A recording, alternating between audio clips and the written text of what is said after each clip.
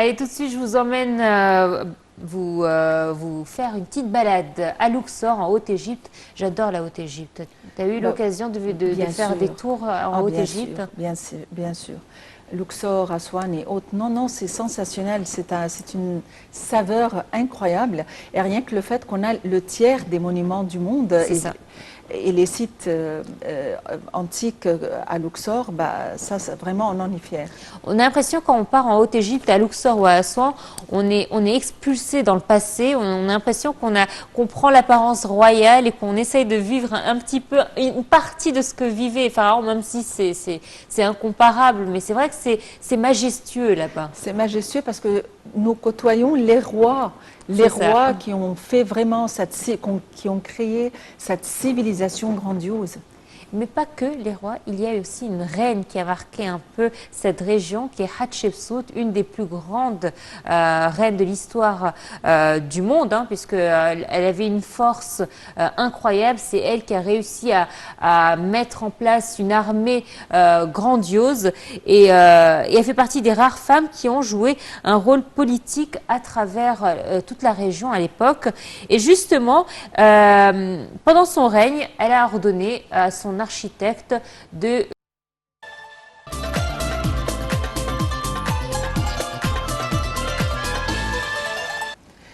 La vie maritime a des secrets incroyables, on le sait, mais là on était en train de discuter et c'est vraiment sensationnel.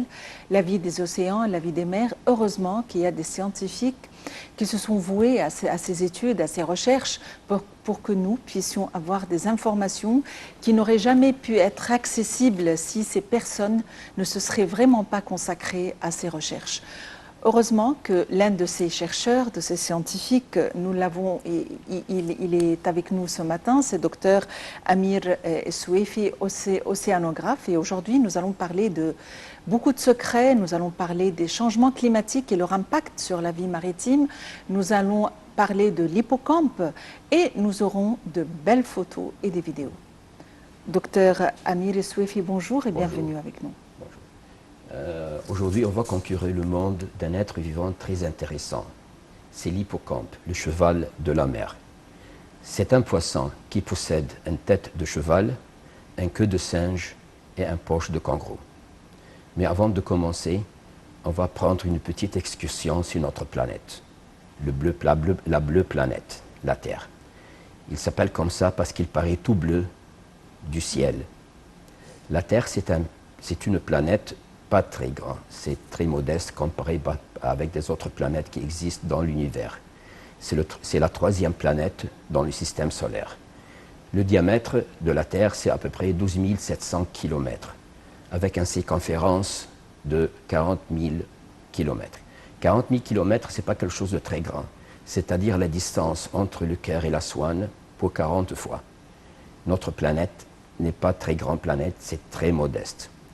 La surface de la Terre, c'est à peu près 500 millions 10 km². 75% de la Terre est couverte de l'eau. 75%, imaginez ça. C'est-à-dire que les océans et les mers, leur diamètre et les surfaces, c'est à peu près 375 km² de l'eau. Exactement. Devant la Philippine, il y a une tranche. Une tranche, c'est-à-dire quelque chose de très profond dans la mer. C'est à peu près une profondeur de 11 km. Cette tranche de Mariana, il s'appelle Mariana, a une longueur de 2440 km et de largeur de 770 km.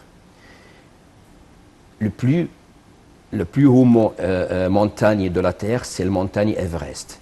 Si on prend la montagne Everest, on peut le plonger dans la tranche Mariana, rien à perdre. C'est-à-dire une immense quantité de l'eau. Cette immense quantité de l'eau peut couvrir tous les êtres vivants qui existent et personne ne peut apparaître.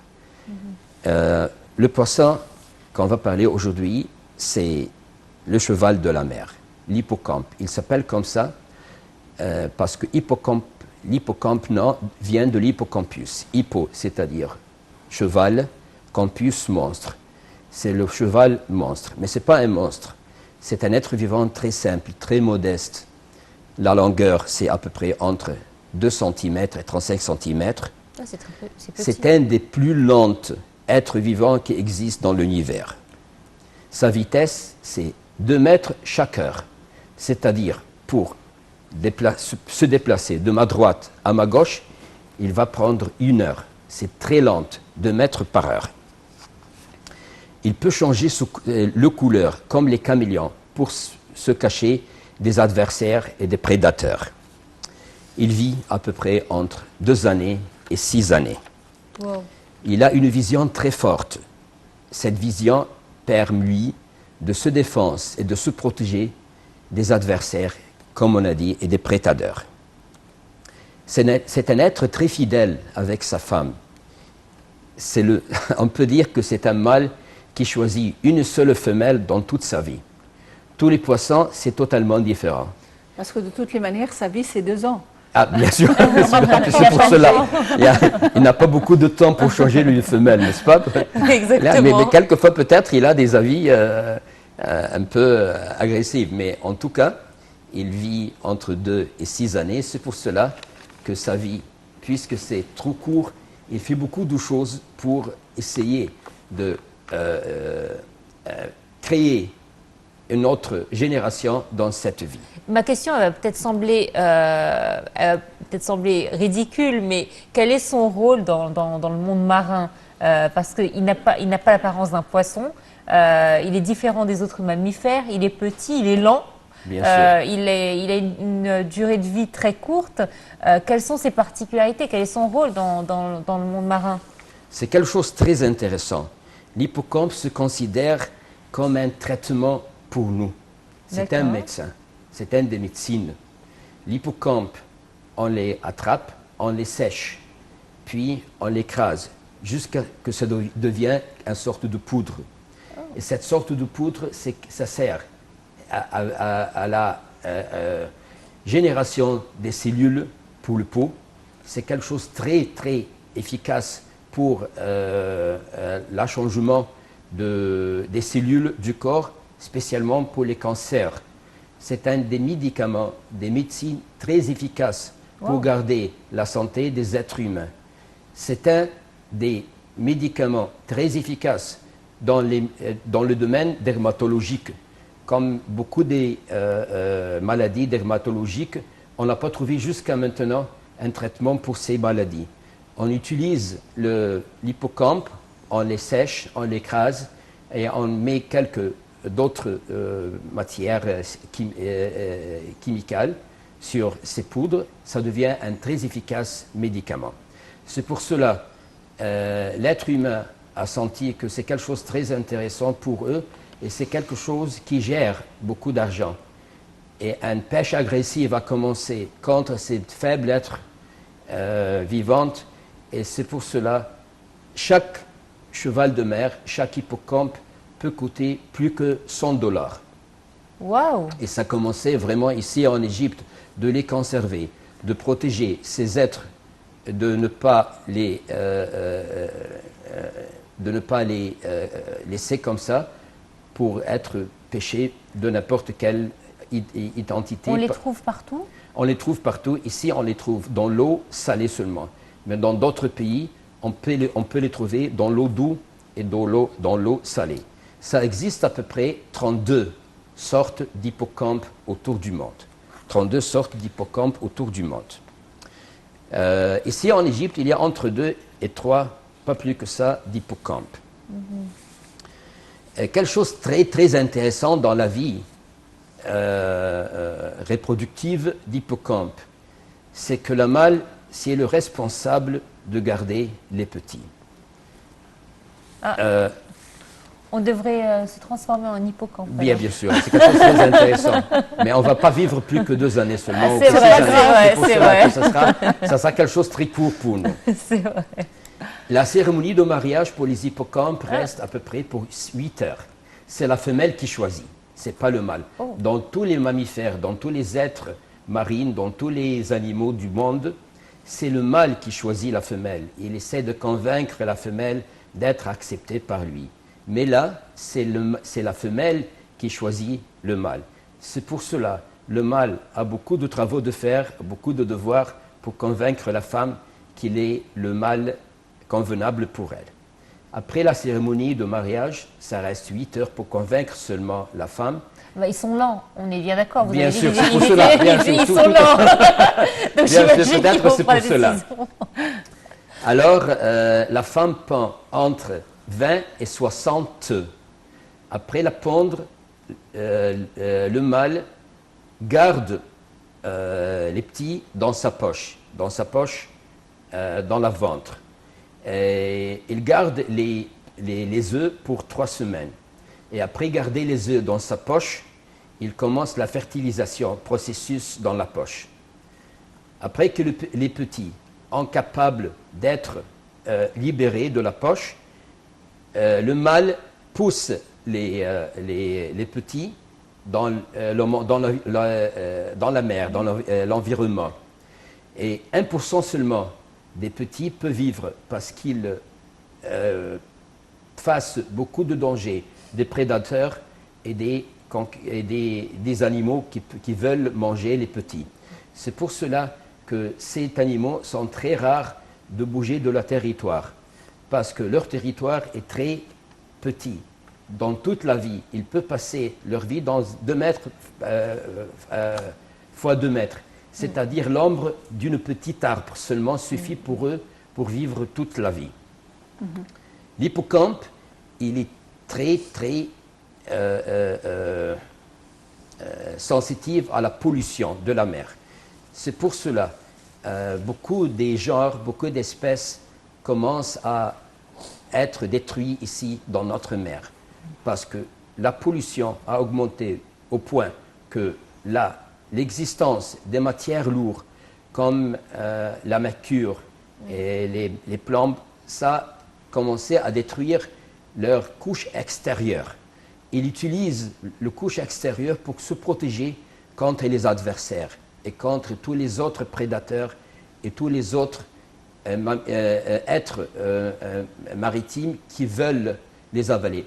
On voit ici, c'est la danse de mariage entre la femme et l'homme. C'est très élégant. À droite, c'est l'homme et à gauche, c'est la femme. Un ventre arrondi, la ventre arrondie, ce n'est pas une façon distinguée pour savoir le mâle de la femelle. Ici, on voit à droite maintenant, c'est le mâle et à gauche, c'est le mâle et à droite, c'est la femelle. Ah, donc avec gros bassin, c'est Avec le gros mâle. bassin, c'est le mâle. Il garde. Et ça, c'est après la sélection, c'est-à-dire c'est Ça, après, au bout des 8 heures. Exactement. Après les 8 heures, la femelle a choisi le mâle. Elle pond les œufs à côté du mâle. Le mâle commence à attraper les petits œufs et mettre dans sa poche. La ventre agrandit et devient comme une femme enceinte comme ça. C'est pour cela qu'on dit toujours que les ventres arrondis pour les hippocampes, ce n'est pas une signe pour distinguer la mâle et le mâle contre la femelle. Après les 3 semaines, les petits sortent. Et Ah oui, quand même. 3 semaines seulement. Et les petits sortent et 1% seulement des petits peut vivre. Ce sont les œufs. Ce sont les œufs des hippocampes. L'hippocampe il est très agressif à manger. Ses yeux sont beaucoup plus grands que sa ventre et ses estomacs. Quelquefois, il arrive à avarer. Ils se nourrissent à des petits crustacés, des petits. Ah, ils sont tout petits. Ils sont très petits. Des petits crustacés, petits crevettes et petits carpes. D'accord. Mais quelquefois, ça, regardez, on voit ici, ça c'est un processus très rare de voir. Ça c'est le commencement de la naissance d'une nouvelle génération d'hippocampes sur mer. Ce sont les petits. À peu près, c'est entre 1 mm et 2 mm. dès que les petits commencent à sortir, regarde, ils se nourrissent maintenant. Oui, Ils commencent de à quoi? se nourrir des crustacés, des petits serpents de mer, des petits crustacés, des petits arbres, des petits crabes. Et pour éviter que le déplacement du courant, ils s'accrochent comme les singes par le queue. Et tout ça, c'est spontané, mais personne ne leur apprend. C'est spontané. Exactement. Immédiatement, dès qu'il sort du poche, Ah, il y a le il monstre sache qui arrive. exactement quoi faire. Ça, c'est un aigle de mer. C'est un des prédateurs très, très, très dangereux. C'est une raie, non? C'est raie, bien Oui. sûr, c'est raie. Cette raie s'appelle l'aigle de raie. Ces raies sont très agressives à manger les petits des hippocampes. Et je pense que même le contact avec l'homme, il est assez violent entre la raie et l'homme. Il peut être très agressif. Il y a dans la mer 65, ici dans notre pays, 65 genres de raies. Il y a 4 ou 5 raies qui sont très dangereux parce qu'il existe dans le queue une Oui. piqûre. Cette piqûre, c'est très poisonneux au point que 1 millimètre du poison qui existe dans cette raie peut tuer un chameau dans 3 secondes. Il y a un scientifique très, très fameux. Il est mort parce qu'il était piqué depuis quelques années d'un des raies qu'il a adopté. Il a adopté ces raies. Mais c'était coïncidence parce que le rait, en bougeant, le queue Ouais. par hasard comme ça a touché le corps de ce scientifique, de cet homme-là, il est mort. Et ici en Égypte, il y a quelques genres de raies qui sont électriques, qui donnent à peu près 10 000 volts, Wow. mais statiques. 10 000 volts. Si ça existe, ça sur Terre, ça peut pousser un être humain pour 30 ou 40 mètres en avance, parce que c'est un choc très fort. Mais ça existe aussi, ces genres de raies, ici en Égypte. Et en Égypte, on a les plus grands raies du monde, Oui, c'est le manta. Le manta ray, c'est un des magnifiques et très tendres, c'est très sympa créatures qui existent ici dans notre mer.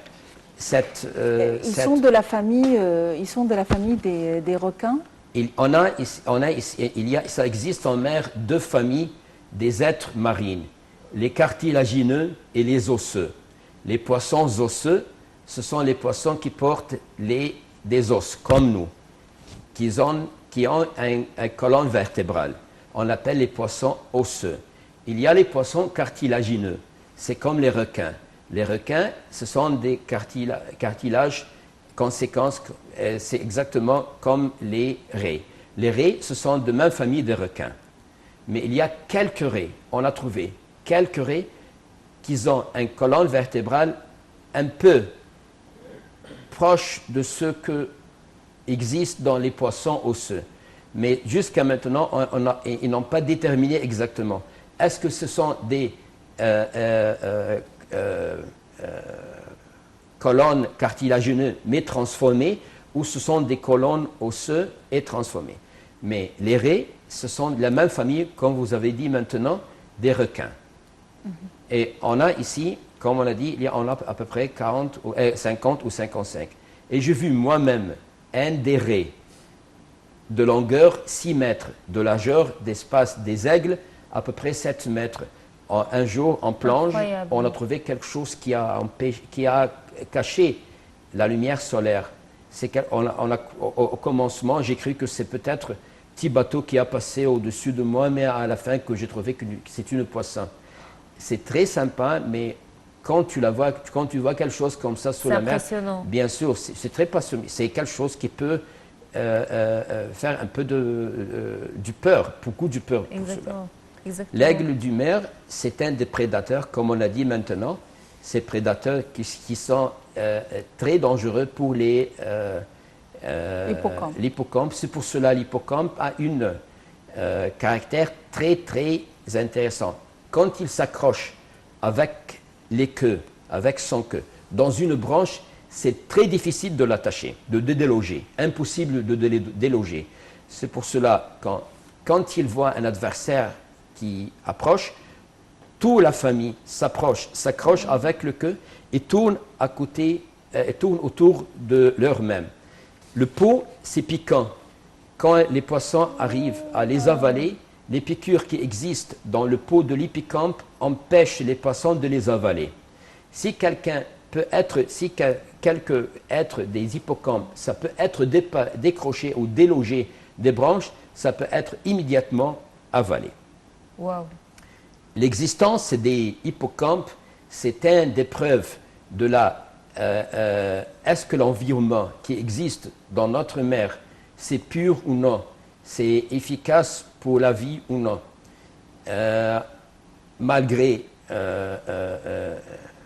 toutes les recherches qu'on fait pour garder la nature, mais dommage, on a réussi de détruire beaucoup des animaux parce qu'on n'a pas conservé la vie maritime d'une façon correcte. Et le plastique C'est est à la quelque chose de cause. très dangereux. Oui. Et maintenant, il y a beaucoup des organisations à Ouganda, dans la mer Rouge, à commencer d'éviter l'usage des sachets plastiques dans les supermarchés, dans les magasins, et on commence à utiliser les sachets soit en papier ou soit à des matières qui peuvent être dégradées dans l'eau salée et l'eau Il y a effectivement une grande campagne mondiale pour sensibiliser les gens à ne pas utiliser le plastique, étant donné que le premier morceau de plastique qui fut créé il y a des années existe toujours sur Terre, ça ne se décompose pas, et le plastique est avalé par les créatures maritimes et ça cause leur mort. Donc espérons que cette campagne vraiment aboutira à sa fin. Inch'Allah. Voilà, c'était très intéressant Adam, aujourd'hui. mais c'est passionnant, c'était très passionnant, l'univers maritime. Et Bien sûr. vous avez parlé d'un mammifère, mais vraiment insignifiant pour nous. Un être vivant Exactement. seulement. Et Des qui- milliers qui- des êtres vivants qui existent. Et qui est dans tout le- petit, et pourtant il a une histoire incroyable. Merci docteur Amir Essouefi, vous êtes océanographe, de nous avoir fait partager votre Merci. savoir. Vraiment, j'ai beaucoup apprécié cette étude sur l'hippocampe. Je ne connaissais pas tous ces détails, mais j'ai commencé à m'intéresser à l'hippocampe. Il y a une vie très, très intéressante. Merci. Effectivement, Merci. vous avez réussi à nous sensibiliser Oui. vis-à-vis vraiment de cette vie qui est pour nous, qui constitue un secret qu'on oublie. Pour nous, la mer, c'est l'amusement, c'est les vacances. Mais il y a vraiment, vraiment une vie et des créatures qui sont très importantes pour nous. Et derrière, il y a des chercheurs et des scientifiques qui ont consacré leur vie pour nous rapporter ces informations. Donc, encore une fois, merci, Merci. d'avoir partagé ce savoir Merci. avec nous. Ben voilà, on s'envole. C'est ça, on s'envole. s'envole ou on commence à nager au fond de notre monde marin. Merci à vous de votre fidélité. Excellente suite de programme sur la télé internationale.